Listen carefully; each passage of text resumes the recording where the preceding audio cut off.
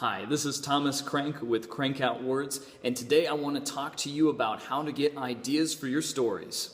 Have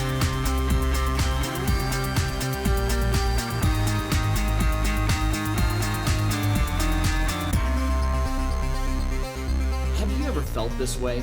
You're writing really hard in class, or your teacher gives you a writing prompt and says, I want you to write for 10 minutes.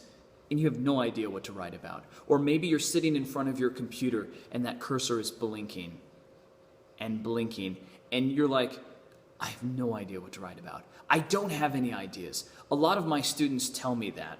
And quite frankly, I felt that way too on many occasions. It's hard to know what to write about.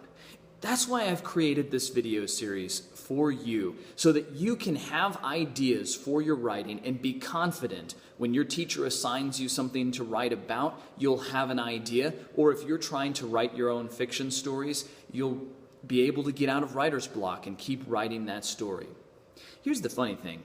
It's actually almost never true that your brain has no ideas. Quite the contrary. It's usually that your brain has too many ideas and is trying to process through all of them, creating what we call analysis paralysis. And your brain's like, I don't have any ideas, when it really does. And the other problem is writing, it takes a lot of work. And sometimes our brains are a little bit lazy, and it's like trying to walk a dog that's big and fat, and your brain's like, I don't want to go walking. And you're like, dude, we're just going to go outside to the end of the yard. And your brain's like, no, I want to sit on the couch. So we need to exercise your brain. And with that being said, let's go ahead and start there.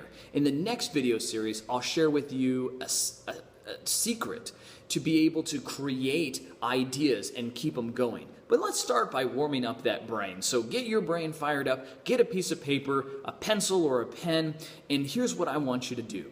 I'm going to give you a writing warm-up. Let's exercise that brain. Are you ready? Finish this story.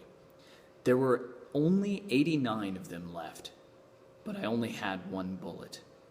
I knew I shouldn't have eaten that cow tongue. Set a timer for 10 minutes, finish that story, and I'd love to read it. Post it in the comments, and I'll see you next time where we'll talk about the secret of how to keep ideas in your stories.